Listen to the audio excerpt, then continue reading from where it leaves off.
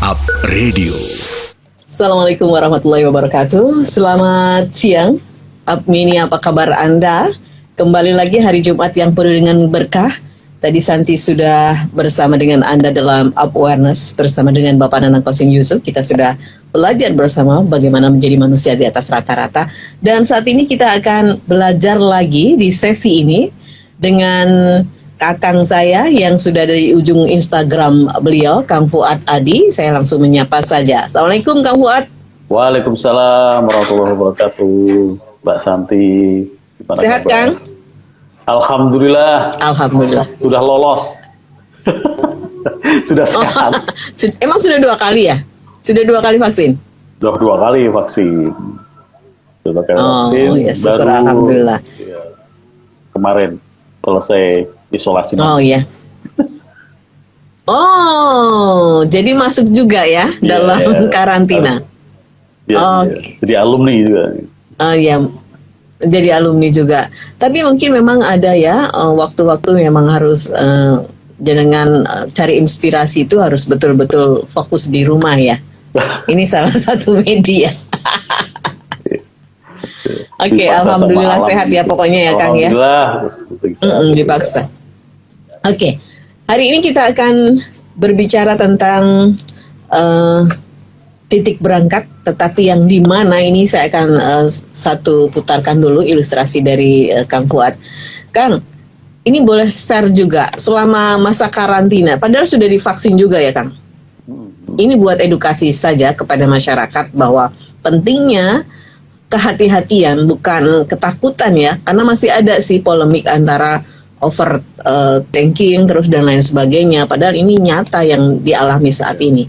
Boleh Kang di-sharing Kang? Ya, yang perlu kita pahami adalah sadar terhadap sebuah fakta yang itu melingkari keseharian hidup kita. Ya.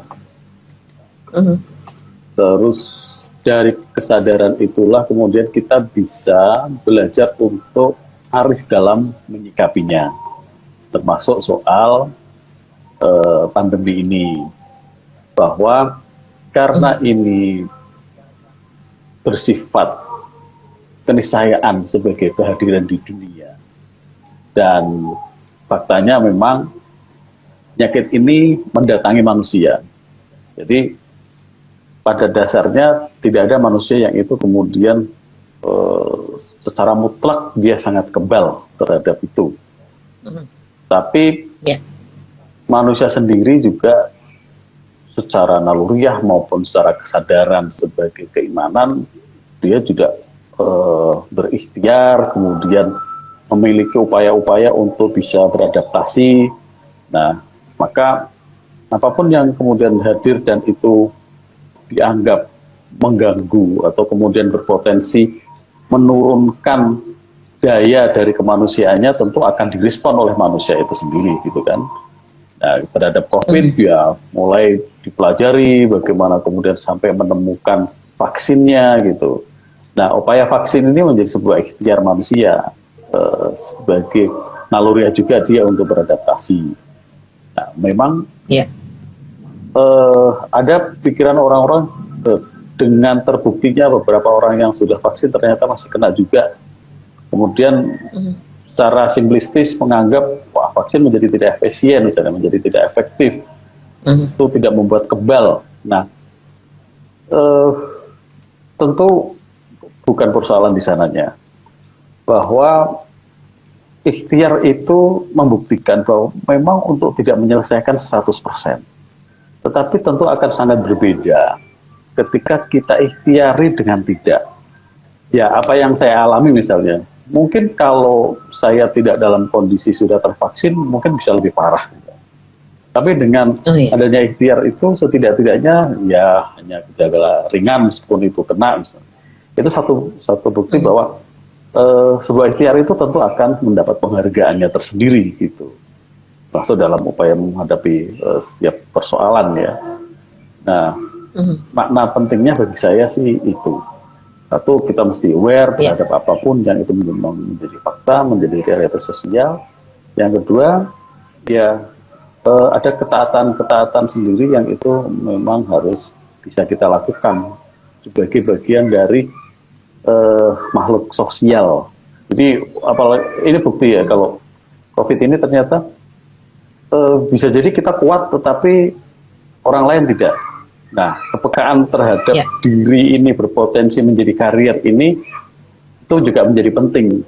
Nah, bahwa kita itu ternyata bisa loh berdampak ke orang lain apa yang kita lakukan, sikap-sikap kita gitu. Kira itu sih Mbak. Betul. Ya, ini berarti ujian kearifan sebetulnya ya. Kearifan dan kerendahan diri. Yes. Jangan merasa. Dan kerendahan diri. Ya. Karena jangan merasa kemudian kalau sudah divaksin kemudian kebal, kemudian kita semau-maunya aja seolah-olah kita nggak mau nempel, nyatanya juga enggak gitu kan. Atau ketika kita sudah berupaya termasuk dengan juga yang mengkonsumsi ini itu, kemudian kita merasa sudah hebat gitu, ya nyatanya tidak selalu begitu gitu. Ya, ujian kerendahan hati itu menjadi tantangan tersendiri bagi individu ya. Ya, karena memang sebetulnya musuh terberat kan diri kita sendiri. Betul. Ya, baik. Kang Fuad, kita akan mendengarkan dulu ilustrasi dari Kang Fuad dari titik balik yang satu ini ya. Dan jangan kemana-mana, kita akan dengarkan dulu titik berangkat bersama Fuad Adi. Setiap perjalanan dan setiap yang dimulai akan menuju titik akhir. Titik berangkat merupakan ruang refleksi mengasah kesadaran untuk menilik rute perjalanan hidup yang sedang kita tempuh menjadi pengingat akan tujuan akhir kita. Inilah Titik Berangkat bersama Fuad Adi, founder Cycle Institute.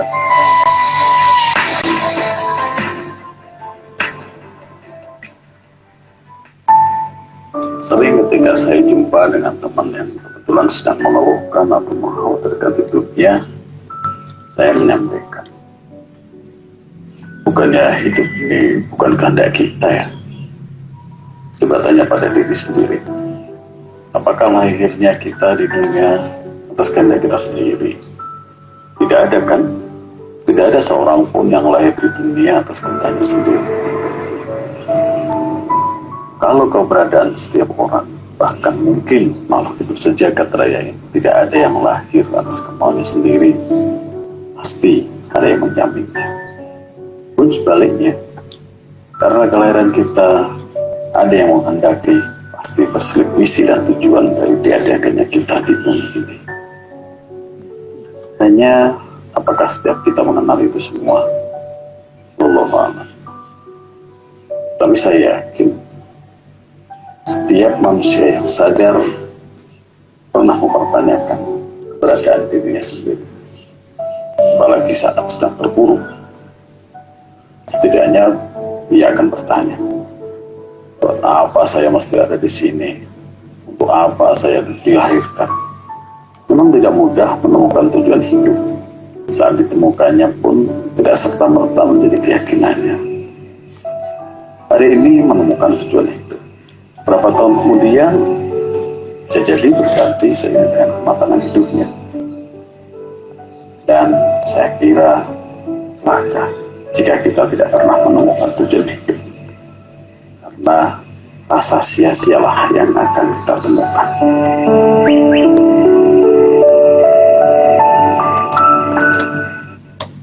Ya, itu tadi titik berangkat dari Kang Fuad yang sudah memberikan satu ilustrasi kita hari ini. Kang, bagaimana sebetulnya sih cara kita bisa memantik kesadaran diri itu sehingga dengan sepenuhnya, walaupun kita tidak ingin dikondisikan seperti ini, tapi kita sadar bahwa ini ada satu tujuan nanti yang akan sudah digariskan. Ya. Ini memang sesuatu yang saya pun mengalami, bukan hal yang mudah ya untuk bisa selalu berada dalam kesadaran diri. Tetapi sebetulnya kita juga sudah dibekali apa yang ada di dalam diri kita itu Karena manusia itu juga satu, dia diberi indera, kemudian diberi akal, diberi hati nurani. Nah, sebagai sebuah potensi, seberapa sering itu kita tengok, seberapa sering itu kita sadari adanya, itulah yang kemudian akan membantu kita untuk memiliki sebuah kesadaran dari yang ada itu. Maka tidak salah kalau ada sebuah ajaran yang mengatakan bahwa man arfa nafsah fakat arfa rubbah itu. Jadi semakin kamu mengenal jiwa kamu, maka kamu akan mengenal kamu. Nah, mengenali diri inilah yang itu bisa menjadi titik berangkat kita untuk bisa mengasah kesadaran. Karena ada hal-hal pokok sebagai sesama manusia itu tentu ada titik universalnya, yang itu semua manusia sebetulnya ada. Karena apapun manusia itu kan juga dibuat menjadi ada pembeda dengan makhluk lain gitu. Misalnya bicara soal rasa, bicara soal kedalaman hati. Nah, tentu makhluk lain tidak punya yang sepeka itu gitu. Mungkin sesama makhluk hidup sama-sama lah kita itu diberi insting ya. Nah, tapi tidak cukup. Manusia tidak hanya insting yang dia punya, tapi dia juga punya nalar budi. Nah, kearifan inilah yang itu kemudian membedakan. Kalau di pikiran itu kita mungkin sama dengan hewan mamalia, atau kita sama dengan hewan reptil yang itu punya respon-respon tertentu terhadap sesuatu yang membahayakan kita. Sama, kita juga punya insting untuk bertahan hidup juga ada.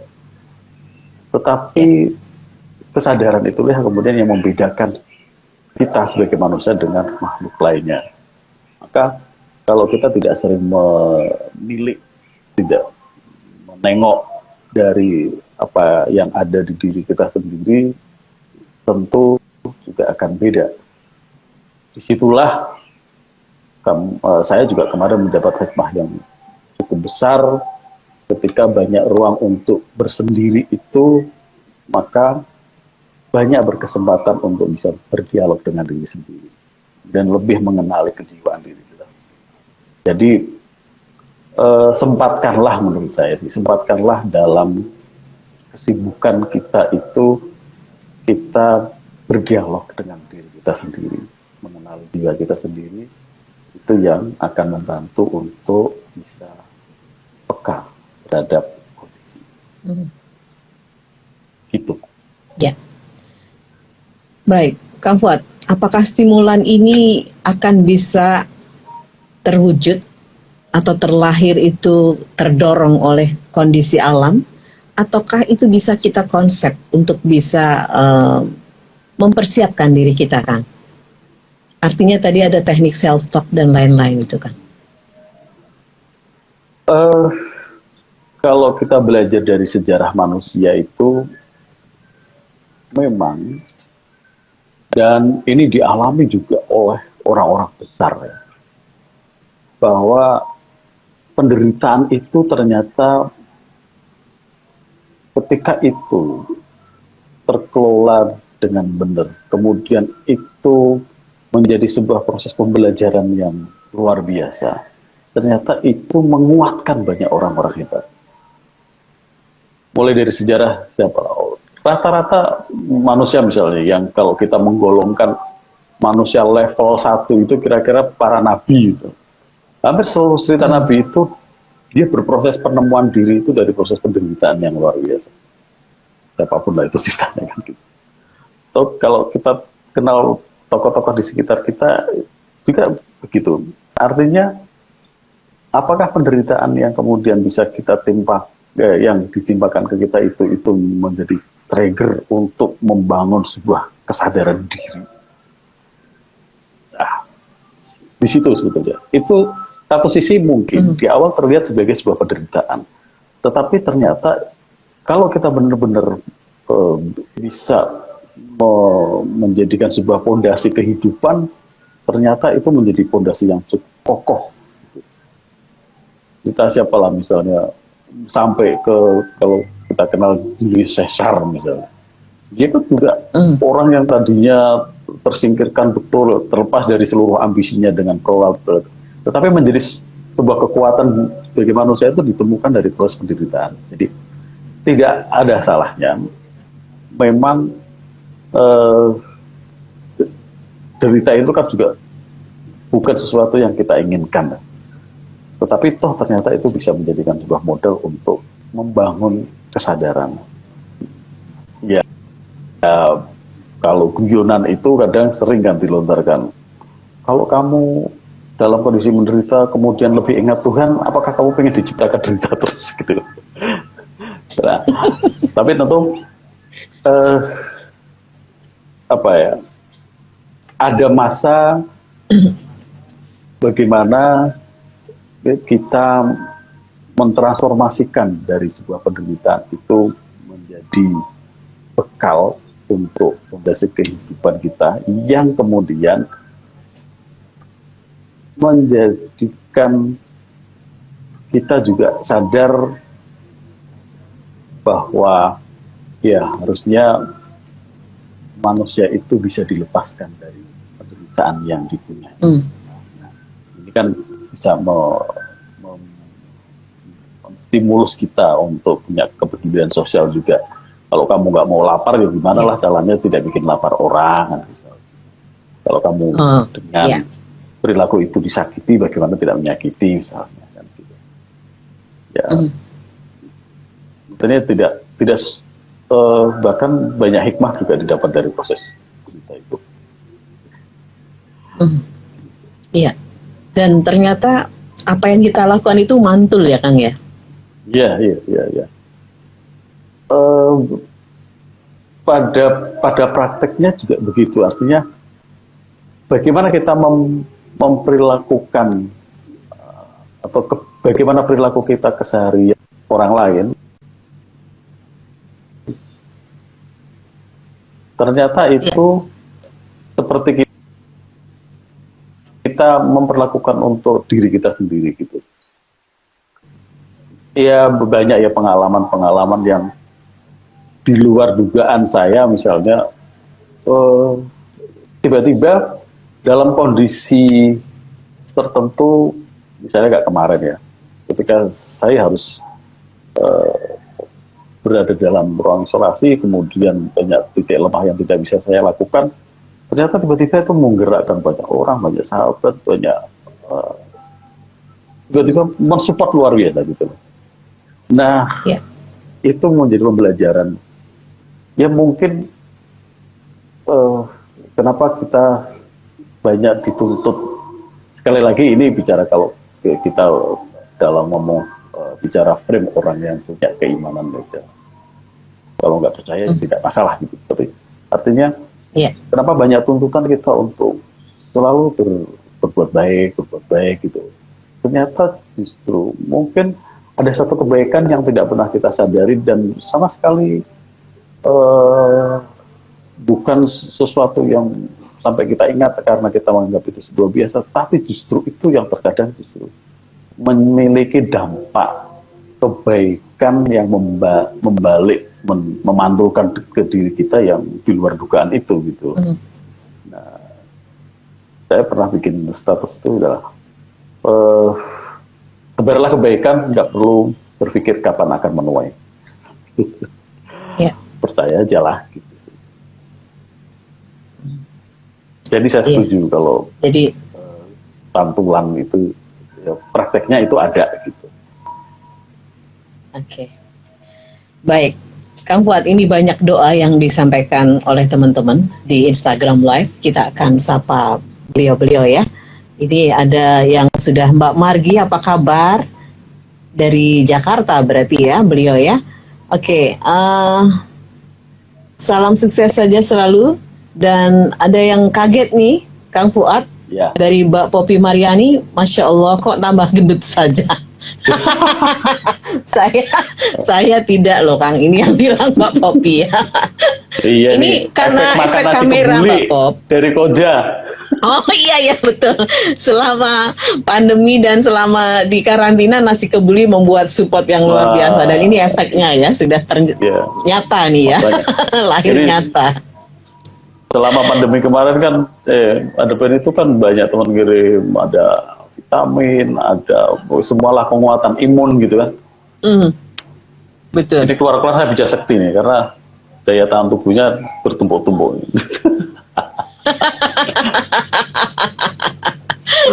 Nah ini sebuah support dari teman-teman ya di saat Kang Fuad dalam kondisi yang memang harus karantina.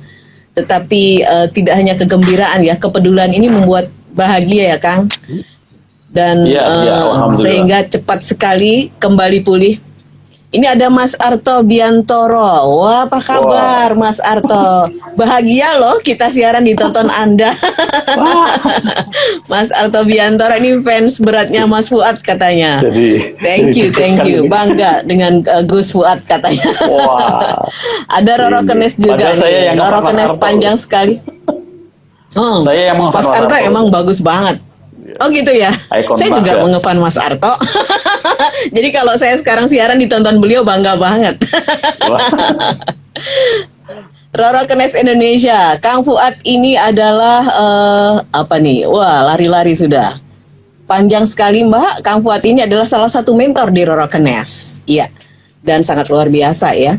Beliau adalah salah satu sosok yang mempersatukan 19 pengusaha perempuan dalam Estri ini.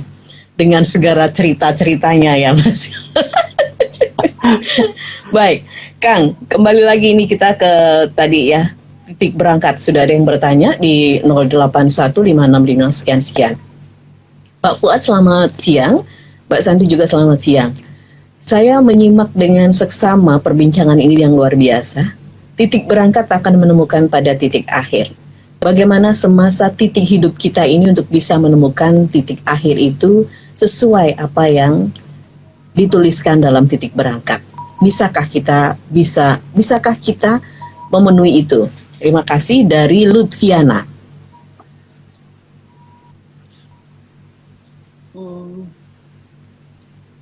Sebetulnya dalam keyakinan saya, ini ya mungkin agak berbau teologis gitu ya. Jadi begitu proses penciptaan baik kita dan semesta itu, proses penciptaan itu dalam keyakinan saya sudah utuh dari awal sampai akhirnya. Nah, apakah kita kemudian memang berada dalam rute yang sudah disiapkan, sudah disediakan sebagai rute kita itu yang kadang kita tergoda untuk belok, tergoda untuk melihat yang lain, gitu. Nah, tapi di sisi lain memang proses pembelajarannya itu dari situ. Ketika kita mau istiqomah itu godanya kan belok-belok gitu kan. Sama. Ketika kita mau menekuni konsisten terhadap pilihan hidup kita itu kadang juga godanya di situ. Iya, itu tidak hanya di persoalan pilihan bisnis, pilihan hidup, bahkan terhadap pembentukan keluarga kita juga kadang begitu. Saya sih bahwa kemudian tidak mungkin bisa salah, tetapi sejauh pengetahuan saya, keluarga yang baik pun mereka itu juga ada persoalan, ya kan? Artinya hal yang paling dekat, paling berarti bagi kehidupan manusia pun itu ada persoalannya. Nah, apakah kemudian kita bisa melampaui itu, bisa menjalani sebuah pilihan yang itu tidak mudah? Saya yakin sih sebenarnya sudah utuh. Titik awal, titik berangkat, dan titik akhir kita itu sudah menjadi sebuah paket gitu loh. Nah, tinggal dalam menjalaninya saja, apakah kita memang punya kepekaan. Contoh kecil kadang kan kita begini, ada insting, ada feeling yang itu sudah menyadarkan kita, oh aku tidak akan melakukan ini deh gitu. Tapi kadang tuntutan ego itu menjadi besar, sehingga tetap aja menuruti egonya dan tetap melakukan apa yang disadari awal itu untuk tidak kita lakukan. Begitu itu dilakukan, ternyata itu kan balik lagi dampak buruk ke kita. Kemudian next hari lain baru tersadar, oh iya ya, kenapa kemarin aku harus melakukan itu ya gitu. Nah, ketika sudah kembali kepada rutenya, nah, baru kemudian kita ada dalam titik tenang lagi. Nah, tetapi kalau tidak ada semacam itu, mungkin kita juga tidak akan banyak belajar ya, dari sebuah kesalahan, dari ketidaktepatan memilih, dari ketidaksesuaian menentukan gitu loh. Nah, ketika itu menjadi justru akan menguatkan sih menurut saya. Ya, ya yang nampak salah hari ini bisa jadi itu justru menjadi bekal kita di hari esok.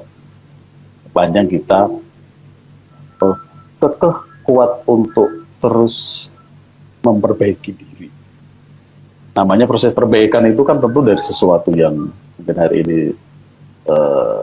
tidak pas gitu kan. Tapi ketika kita istiqomah menjalani, jalan itu akan semakin nampak kok.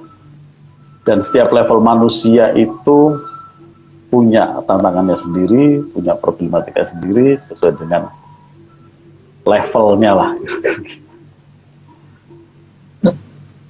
Ada makomnya ya Kang? Iya.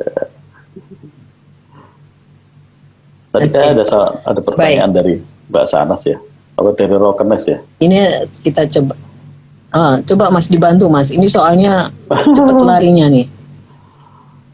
Oke. Strategi menjadi entrepreneur adalah juga harus mengetahui akan diri kita sendiri kah gitu. Oke.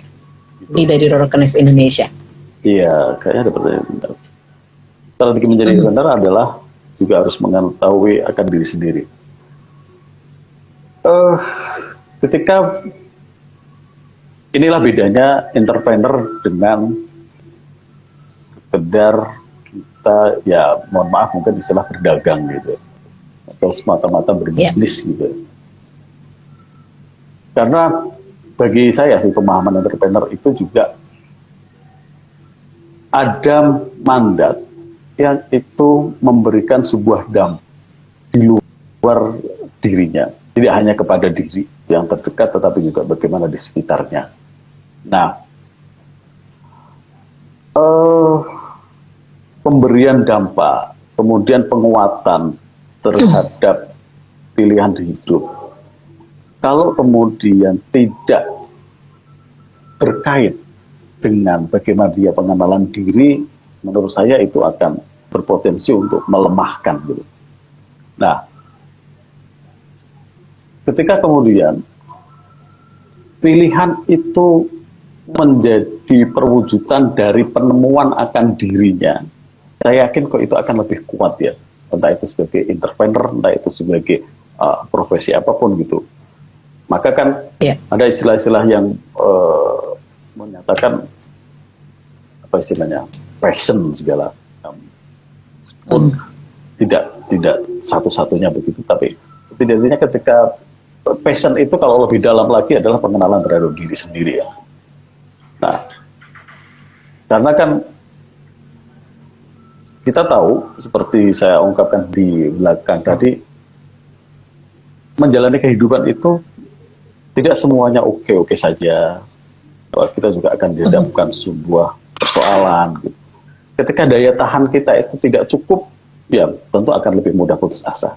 Sama ketika pilihan sebuah menjadi entrepreneur, tantangannya lebih besar lagi.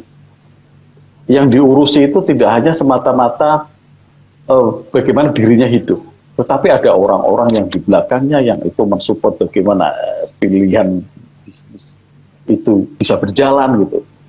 Nah, tentu kan butuh effort yang lebih gede lagi.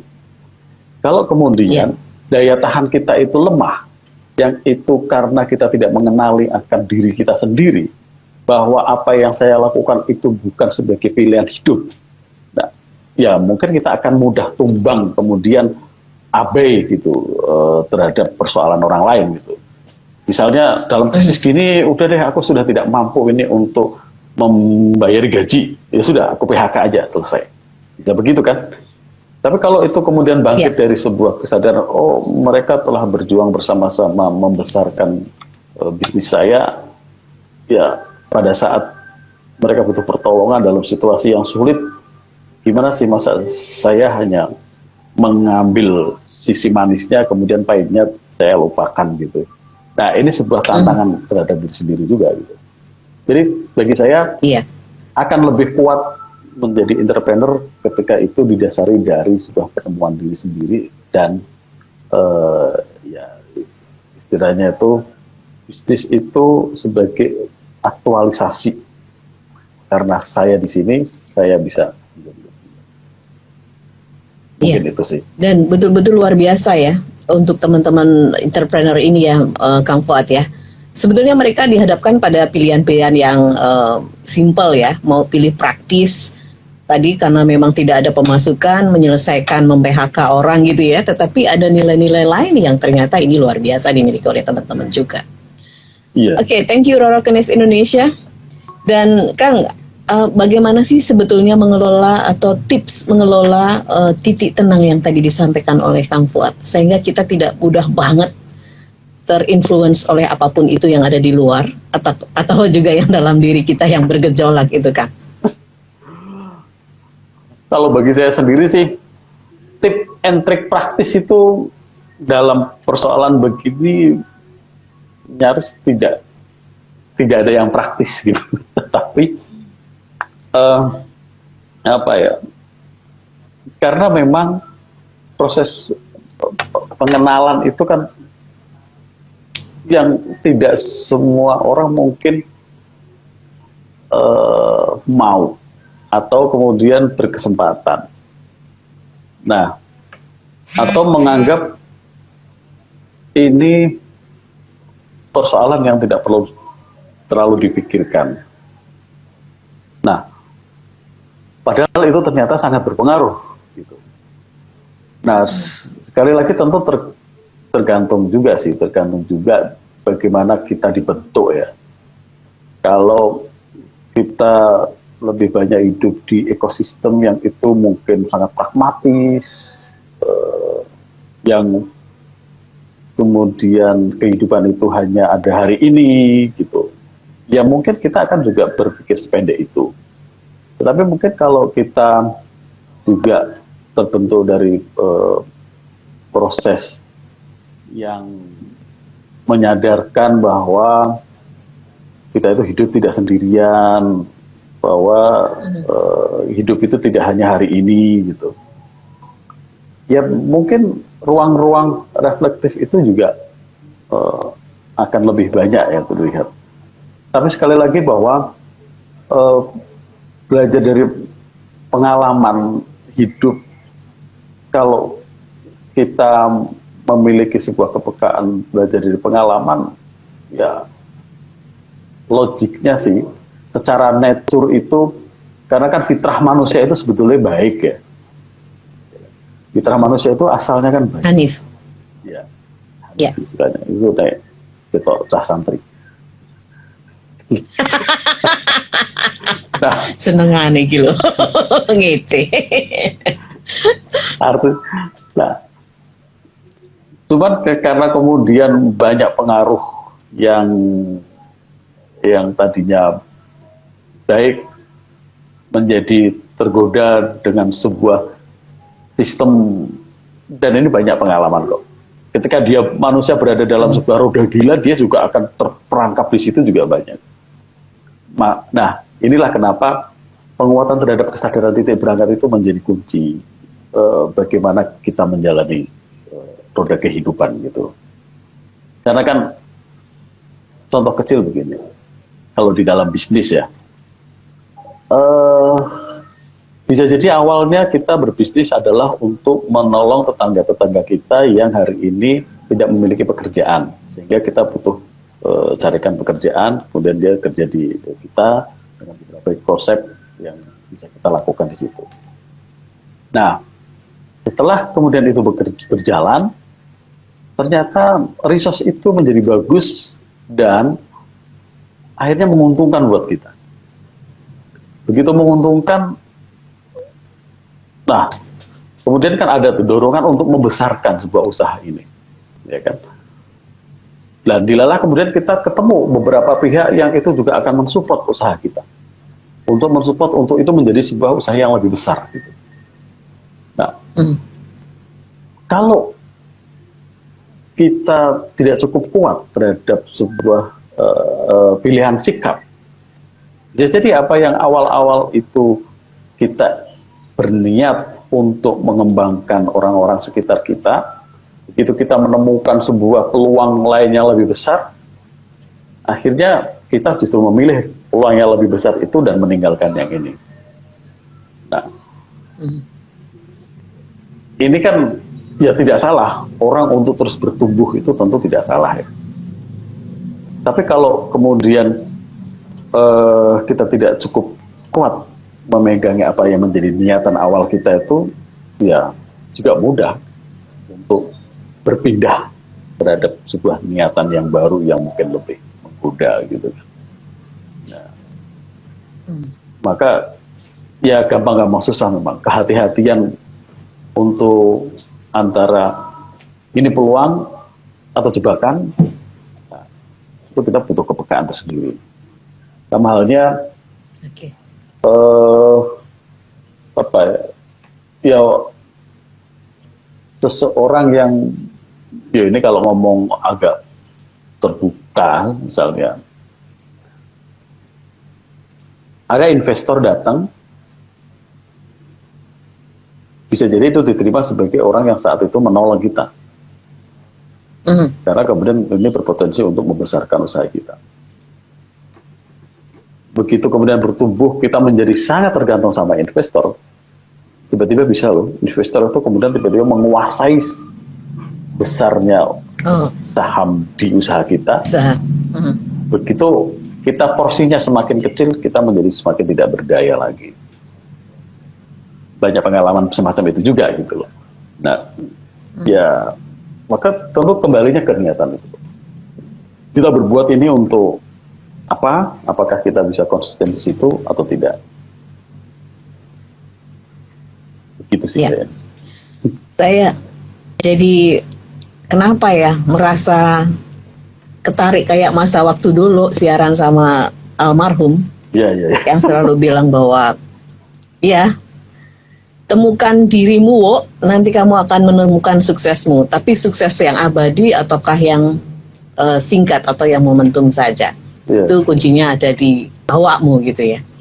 Dan ini kayaknya saya di flashback kan ke sana, Kang. Jadi agak sedikit saya tiba-tiba ya begitulah. Saya nanti bisa ngeregel kalau tak terusin ceritanya. Kita ke WhatsApp saja yang sudah masuk lagi ya, Kang. Dari 081 226 sekian. Dari Lestari. Selamat siang Pak Fuad dan juga Mbak Santi, apa kabar? Apridio semakin sukses, terima kasih untuk doanya ya Mbak Lestari. Pertanyaan saya adalah, bagaimana Mas Fuad menemukan hal-hal untuk memenuhi bentuk kehidupan itu sendiri? Apakah karakter itu esensial dibentuk dari keturunan, ataukah lingkungan, atau asupan apa yang kita masukkan dalam diri kita? Terima kasih. Ini Lestari ini. Yang paling pokok asupan pengetahuan gitu. Oh ini kuncinya ada di situ ya, gizinya di situ. Tidak ada rumus yang pasti semacam itu juga. Ya, artinya, kalau kita lihat sejarah misalnya, kalau kita percaya, kalau ngomong genetik gitu, bahwa genetik itu mungkin akan menjadi sebuah potensi. Jadi turunan orang baik jadi orang baik. Tapi toh faktanya sejarah manusia tidak bilang begitu juga. Ada turunan orang baik ternyata jadi tidak baik, itu juga ada. Kalau cerita nabi-nabi kan, anaknya Nabi Nuh ternyata kan juga tidak taat terhadap Balilo gitu. Ada juga, ada yang ceritanya dari turunan bukan orang baik ternyata jadi, misalnya ceritanya Nabi Ibrahim gitu kan. Kalau kita yakini, ceritanya bukan dari keluarga yang itu. Terlepas bahwa sebetulnya soal secara ketuhanan ini ya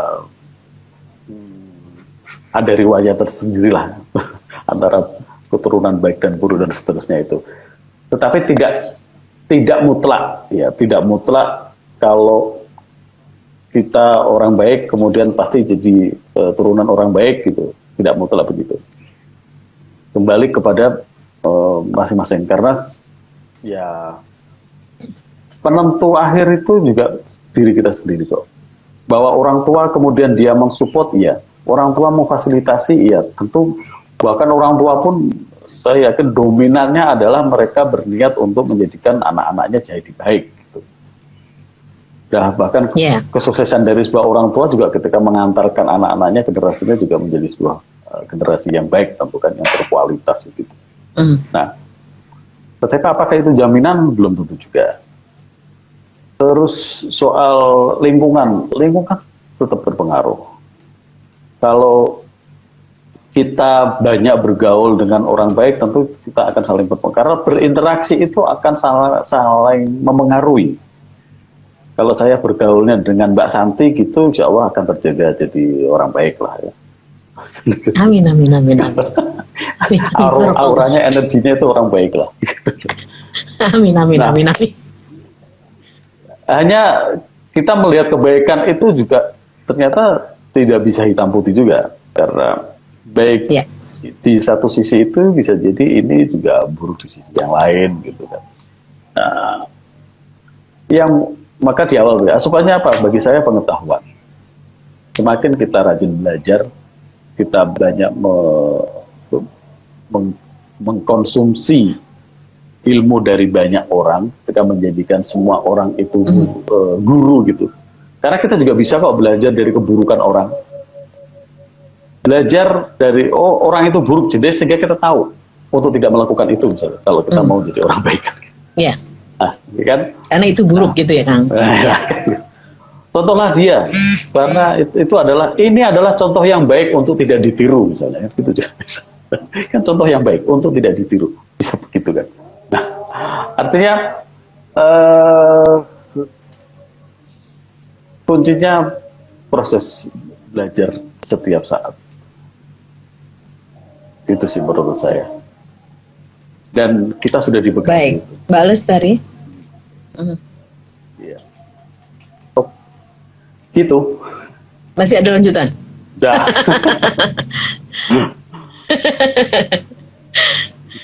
Baik, Mbak Lestari, terima kasih. Dan Kang, rasanya tidak akan pernah berhenti kalau kita ngobrol terus. Ini waktunya juga sudah semakin, produser saya sudah bilang tinggal 1 menit, Mbak Santi. Iya. Ya. Kang, terima kasih banyak ya. Insya Allah kita akan sambung lagi dengan hal-hal yang luar biasa ini. Sama-sama, titik berangkat itu memang sangat luar biasa. Terima kasih Kang Fuad. Sama-sama. Jaga kesehatan, salam untuk keluarga, salam sehat juga. Assalamualaikum warahmatullahi wabarakatuh. Waalaikumsalam warahmatullahi wabarakatuh. Disiarkan langsung dari Menara Universitas PGRI.